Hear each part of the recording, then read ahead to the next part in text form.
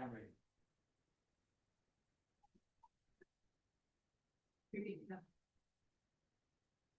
Okay, welcome everybody to our Kingsburg Public Safety Committee meeting today. Today is Tuesday, February 10th, 2026.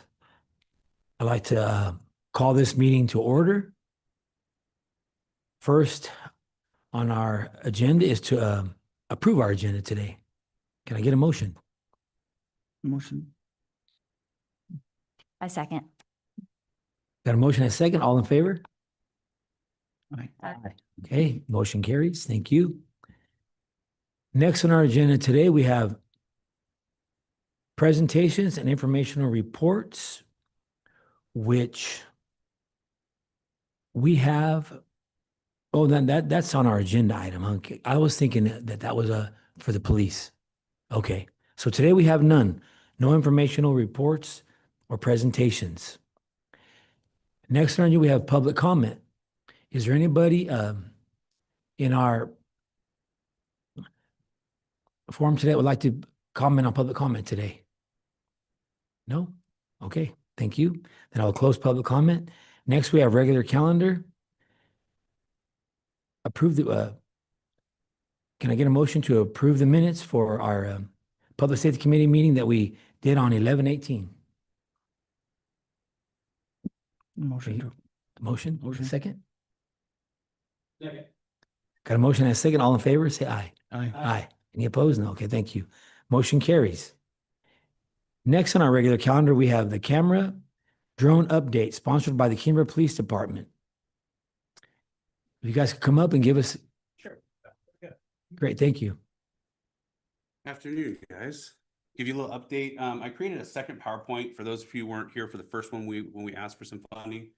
We're looking for an indoor drone now. We have the outdoor drone, and I'll give you an update on where we're at in the program. If you want to run through that real quick, just hit play. It's real simple. It's real short, just to kind of give you a visual of what we're working with. Yeah. And you can just, oh.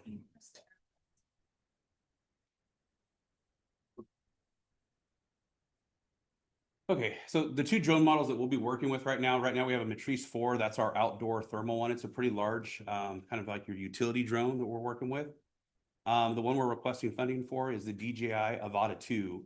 It's a lot smaller package. It's if you picture it's a first person view. So basically you're gonna wear goggles on it, and the actual operator, it's almost like a fighter pilot. They look through these goggles, they're able to see what the drone sees. So it's a first person view drone.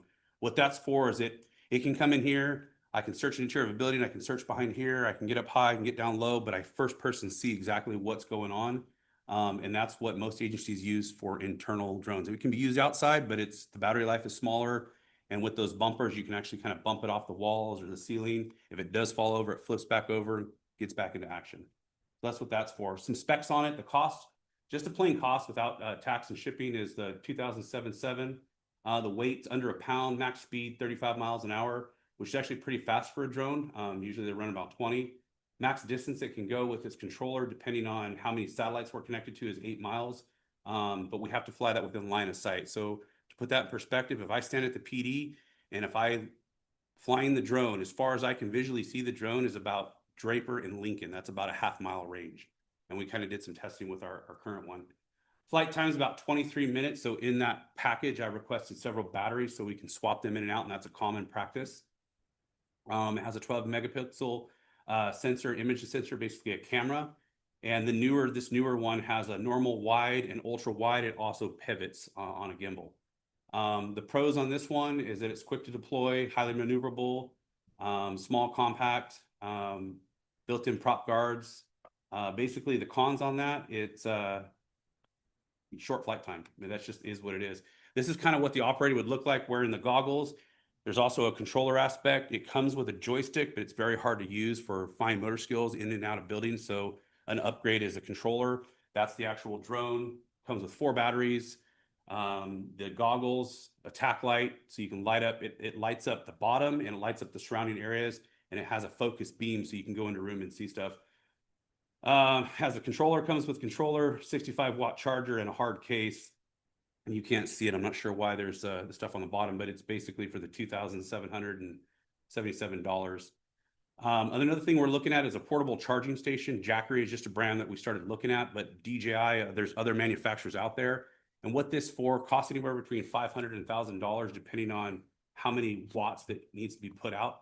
But what we need is when these guys, the drone operators, are out in the field, they need a way to charge these batteries. We can't just hook a surge protector and some type of line to the car. We're outfitting the cars, we're changing stuff. We already have items plugged into batteries in cars. So we want something standalone that on a extended deployment, the operators can plug into, whether it's their cell phones. Cell phones are also integrated with the drone. There's software that has to be shared, and we're actually using the Wi-Fi to connect with the drone so we get up to speed connections with satellites. So they need to be able to charge batteries, their cell phone, and a tablet or any other kind of device they might use for this drone. So we're looking at different options, and a lot of the agencies are using these standalone power bank systems. So there's 3 ways to charge these. You can plug them into the wall, you can plug them into a vehicle, and you can also, with an extra solar panel, it can sit there and charge it. So if we had a long event like the Swedish Fest or something, if you had a couple of these sitting out there, you could have them charged, but you could let one charge with a solar panel. And that would be on extended ranges. With 4 batteries, your deployment time is probably like 2 hours. But if it's a longer, call for service or a longer deployment, you're going to need to be charging those in between calls. If a guy's out here for 12 hours or extended, when he's done, he needs to be able to charge those batteries, and that's a big way to do it. Like I said, it supports multiple appliances, your cell phone, tablet, drone batteries, and the controller has its own battery that's internal that you have to plug into. Here's a little peek on what the drone actually looks like that we'll be using it for. Like I said, it's usually for an internal search. This is from my buddies at the Sheriff's Department. It's an actual call for service on a Avata 1.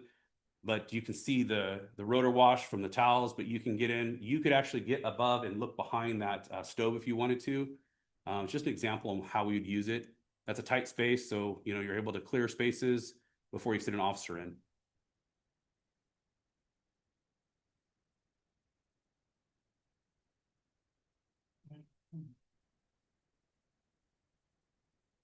And with the bumper guard, sometimes even through the limited training that I have, you're going to be hitting off the refrigerator, off the side of the walls. And so that prevents it from hitting a prop and damaging a prop. Then the whole drone would be out of service. That's why those bumper guards are on there.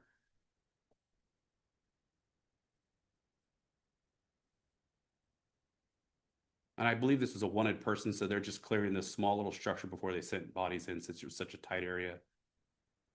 But again, you can see we get 360 view. And then the officers outside have a link to this drone feed. So whether it's SWAT or an incident command can look at this so they can actually do an update tactical plan real time.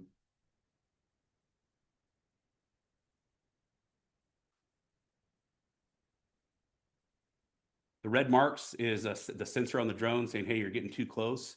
So you're bumping off a wall. So it's telling you, hey, kind of be careful. And you can adjust the sensing, the sensors on there.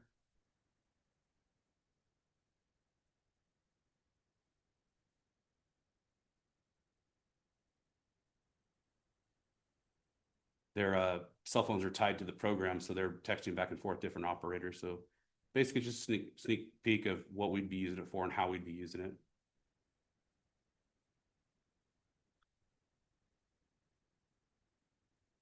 And some of these operators have gotten good. They'll throw it in an attic if they're looking for someone in an attic. But now what they're watching out for is some of the insulation. It's getting thrown up in the rotor wash. So different trainings, they're actually training on how to do this now.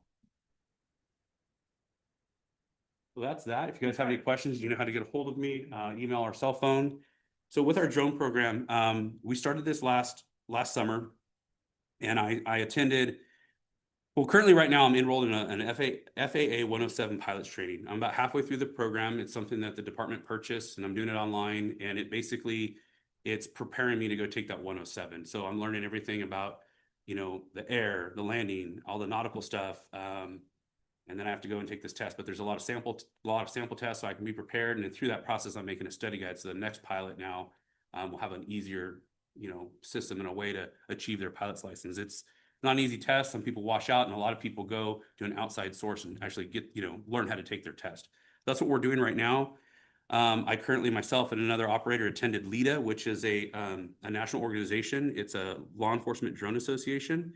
And basically what they do is they They implement the best practices and standards of training for the use of drones in law enforcement and public safety. So they gather all agencies. I think the cutoff line is like Colorado West, and they share information. They bring up policies, they develop policies, they train together, and they kind of create this standard. And they actually have somebody that goes to Washington, the legislative branch, and kind of fights for the drone use. And I know there's a big stink right now on what kind of drones we can use, whether American made or Chinese made. So they're working on the details of that out. So they actually have someone that lobbies for us. So it's a good organization to be a part of. Two of us are members of it, and it's something that other agencies here in the Valley are part of, and they have shared document and shared training.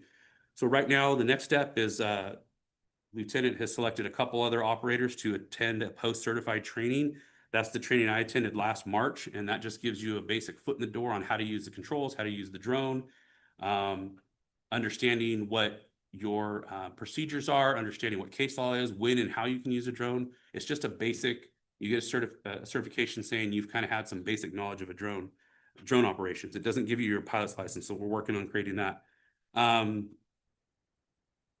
So right now we actually created a policy. Lieutenant and I going through, we're kind of using other agencies' policy to kind of tailor it to our own, and we're creating a training program. It's something that FAA requires to have for us to have.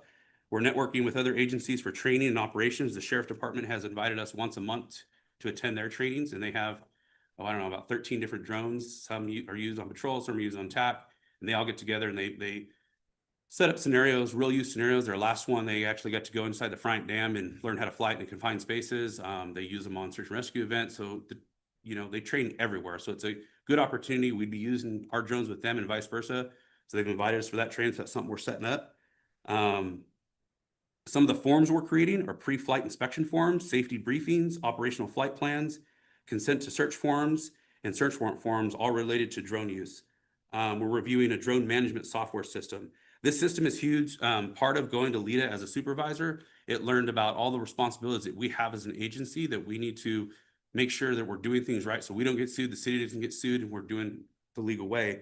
And one of these was a management software system. What it does, it takes all the data from the drone, from its battery, its aircraft, its flight, environmental, and imagery, and puts it in one tablet heads-up display device that we can view on our computer. So it actually analyzes the battery health, which I didn't realize that is the biggest part of the drone. If the batteries aren't working right, it sends signals inside the drone. And if the drone's not, it's all dependent on the battery. So it checks on how often it's used, how often it's charged, the heat of it. In 3-degree day, we can only operate that drone so long. If those batteries heat up, they're liquid icon batteries or whatever they are, we have to stop flight. We can only fly it for so long. So we have to watch that, the internal temperature of the drone. So this management software, it goes into the controller. The controller is the hub of the drone, and it allows us to track all that. It also has a maintenance program and a reporting program for regulatory reports, per pilot reports or custom reports. And where that's necessary is if there was ever an incident, the FAA is going to come down and say, where's your training logs? Where's your flight logs? Where's all this? Well, this is a system. It's something that we're looking into.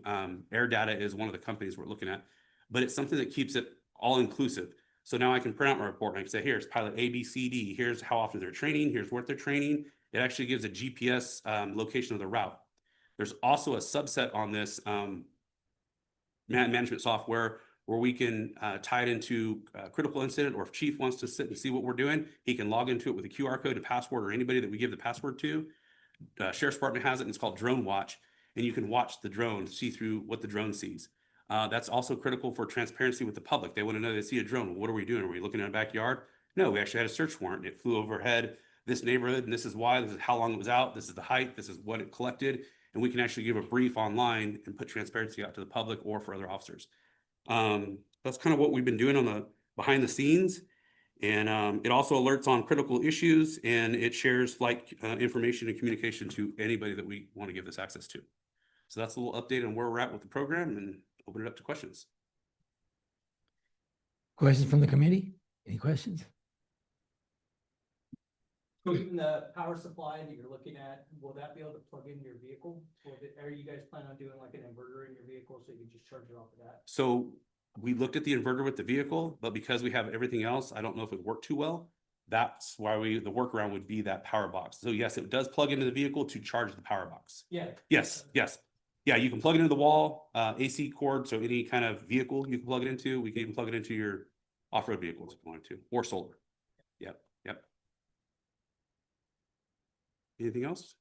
I'm just wondering, was there a case in the last, or a call in the last 6 months or so that like if we would have had that indoor drone, we would have used it?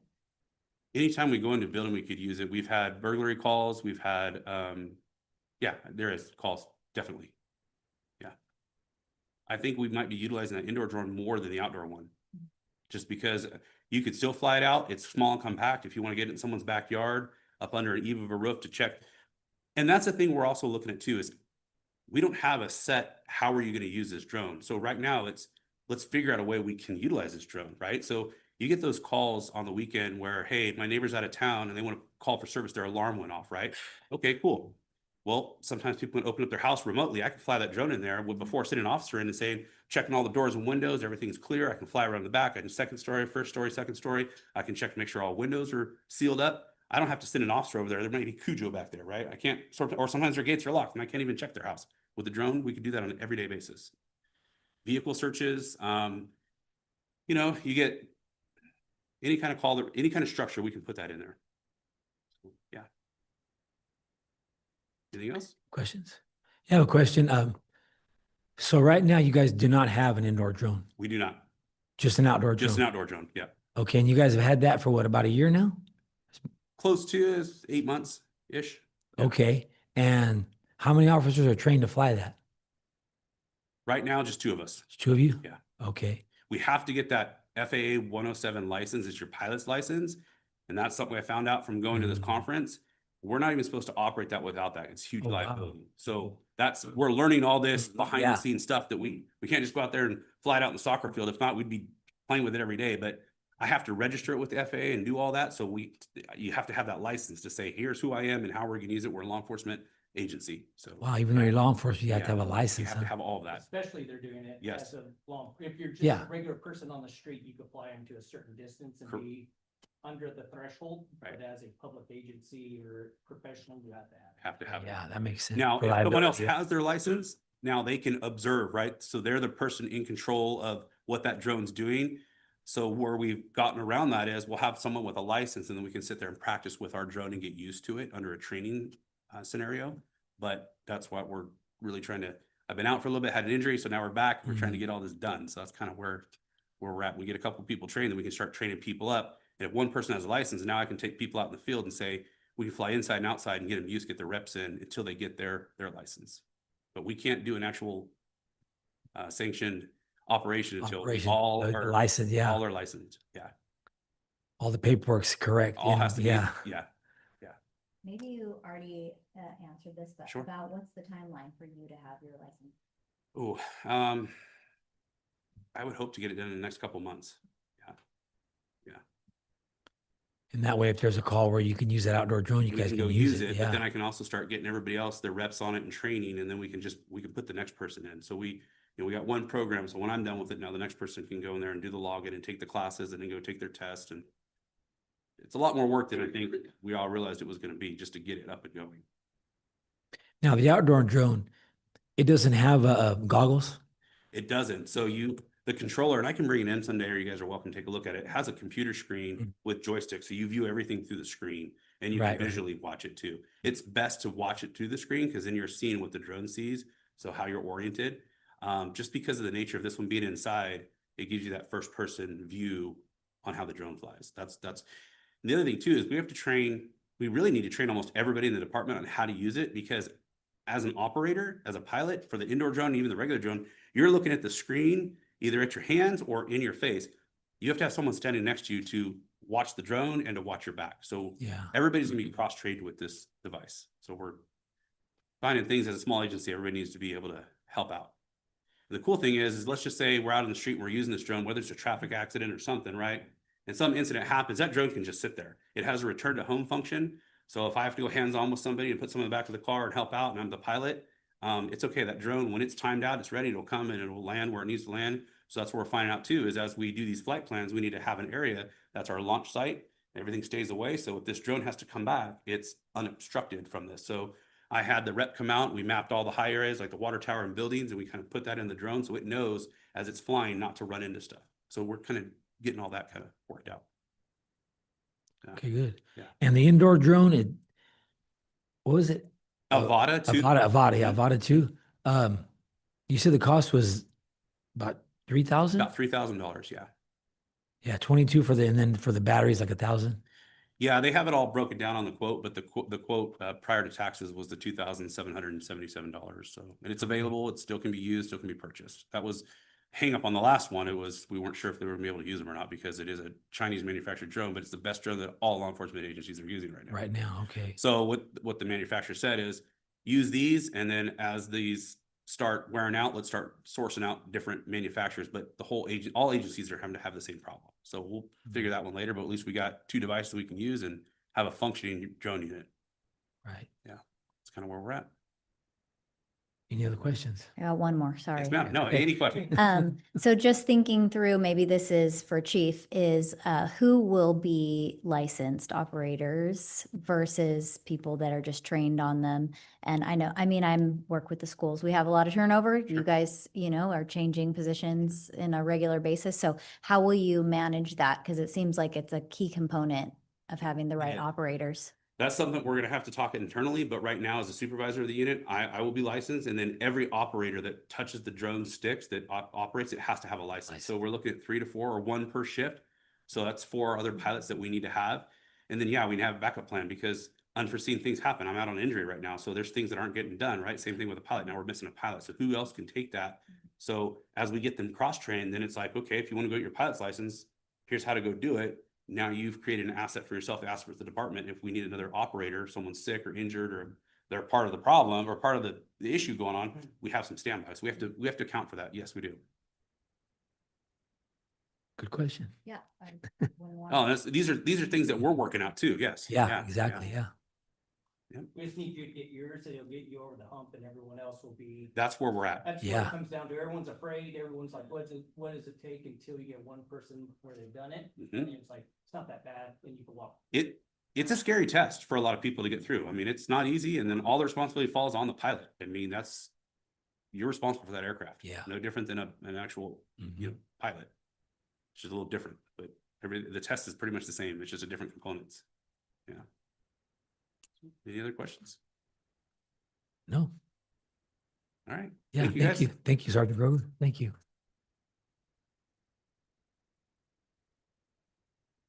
Okay, next on our agenda is use of funds discussion.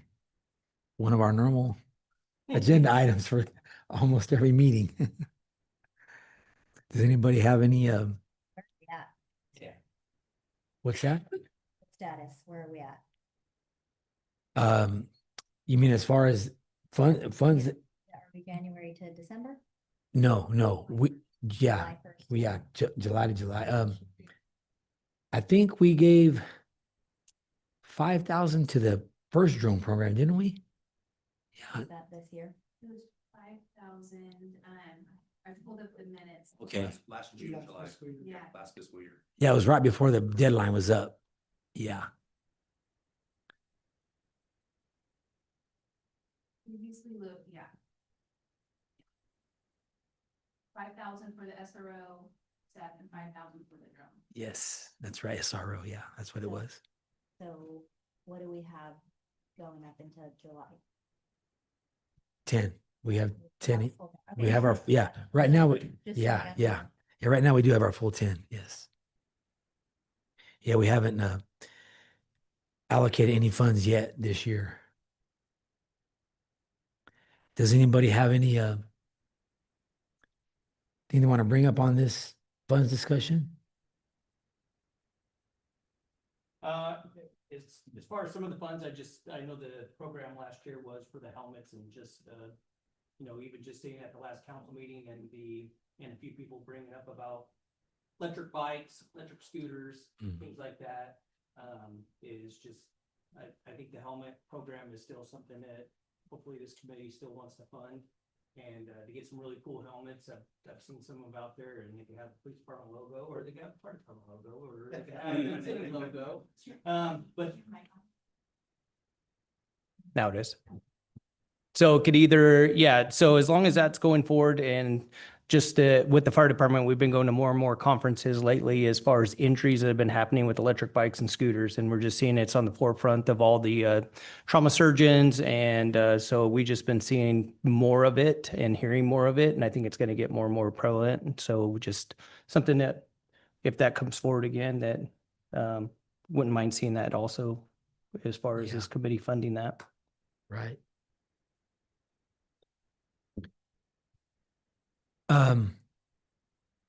Well, I know I'd like to help out with the police department with their indoor drone. So that's something we can talk about, if we want to help out. They're here right now, and your needs are around 3,000 for that indoor drone? Just for the indoor drone too. The battery pack would be a separate thing, and if we have to figure that out later, we can, but with that, 35 to 4,000, whatever you guys would be okay with providing us, we can make it work. But just the drone itself is about $3,000. 3,000, okay. Yeah, I mean, I think it's a great program, and Can I You ask guys- one you- more question? sure, yeah. So is that just begs the point is like all these trainings that you're gonna have to train everybody up. Is the department taking those costs on? Okay. Yeah. And about how much is it to send somebody through the whole pilot's license? The pilot's license, so the software or the program that we did, it was around, I think it was a one-time thing for about $100 and something to send someone through this basic class, quote, about $100 a person-ish. But then there's the hours and hours that you're doing it. So I'm not just talking about just the cost of the program, I'm talking about the cost of the hours of Yeah, man service. Most of the training that we find is post-certified, so we do get reimbursements for sending our officers to those trainings for, whether it's for how to get your pilot's license or actually learning how to fly the drone. Most all of them are post-reimbursable training. So we get reimbursed, and at times we get backfill, so that'll backfill that officer's position. But to answer your question, yes, it would be, some of it we can do on normal duty time. So if we're working, that's one thing the sheriff's department does is the supervisor says, hey, okay, guys, I need you to do your training. So it's a 15-minute training. You required, this is our requirement, is our standard. Fly that drone, you're on duty. Go take 15 minutes. Cool thing is with that software, they do it, they record it, they email it to the sergeant reviews it. You completed your training. I saw what it was and it's done. And those are your basic hours. So we do something very similar. So that training, it could be done on duty, right? The other one, we could flex time too. So if we need to go to this training on Friday, the pilots, if whether they're working, provided it's okay with LT and chief, we can flex that time. So we're not incurring extra costs. That'd be your daily, your normal daily time.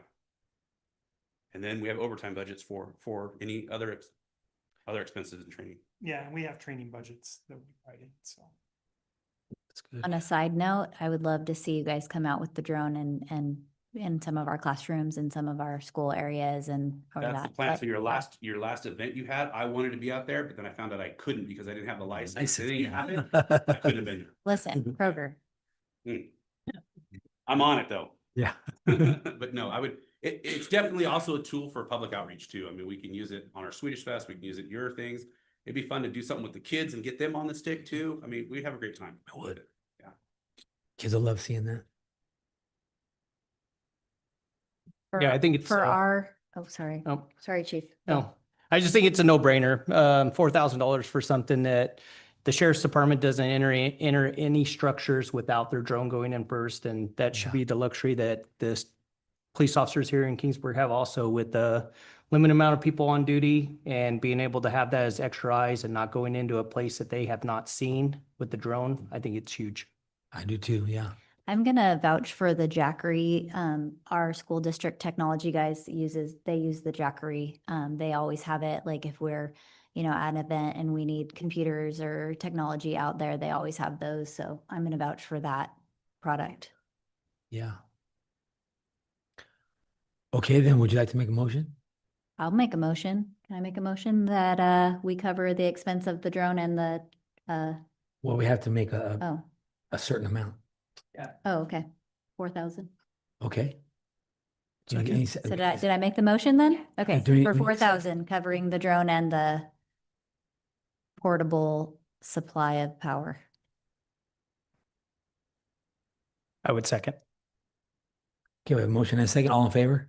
Aye. Aye. Okay, motion carries. Thank you, guys. You're welcome, yeah.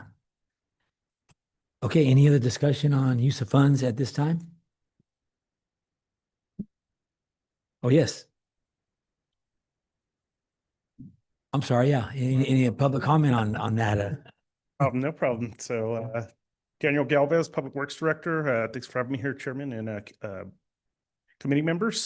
So I know you guys are discussing some of the funds. Just kind of have a suggestion for maybe a future item, or if you have any leftover funds coming out of this committee. Okay. One recommendation I would make is for some solar streetlights. We've used a couple of these at a couple different locations. Across the street in the parking lot, there's an existing pole that we don't own, but we're able to apply some of those lights there in areas that are difficult for us to put permanent infrastructure in. So just, something for you guys to consider for future items or future expenditures if you guys have any discretionary funds. I know we try to use some public works funds for some of those locations. But like I said, if there's any areas that residents or PD or fire are aware of that are a bit dark, that could use some instant lighting, like I said, those could be some options for you guys. So, Do you know how much they are? so they range in cost, right? So, like the one that we have across the street, they're less than $200. The more permanent fixture ones that have a pole and have a big panel on the back, like I said, there's different styles. Us personally, in Public Works, we really don't want to have the big panel just for the aesthetics piece. But there are some that are a little bit smaller that still provide some adequate foot lighting for people to, walk or, be able to traverse certain locations. And those can range in price from about $800 to almost $2,000. But like I said, it just depends on the application and how bright we want it. So.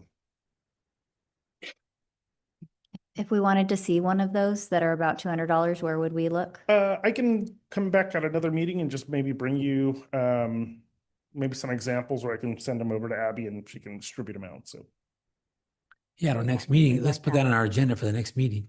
Yeah. yeah, like I said, just some options for you guys. Like I said, I know you guys do some important work with PD and fire. So like I said, not trying to take anything away, but no. if there's anything left over, like I said, we'd be happy to take it. So No, that's great, Danny. That's public safety lighting. definitely. Sorry, I thought you were here just to listen to the meeting. No. Sorry about that. No, it's all- Yeah. Thank you. Yeah, thank you, Daniel.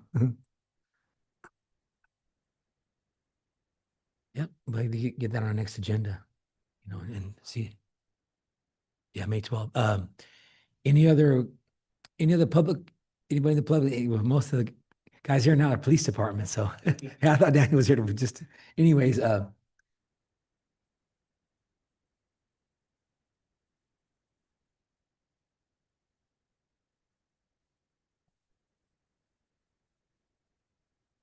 so there's no other discussion on our use of funds. We'll go to the next item, which is future agenda items, which, They bring up sure. one other thing is Sure. that if we are going to do the helmets for the U Matter Day, I think that's whenever they distributed last time. I Okay. don't know what the cost was the last time on the helmets, but is that coming up soon? May 9th. Oh, that's right. Okay. So we need to do it today. Yeah.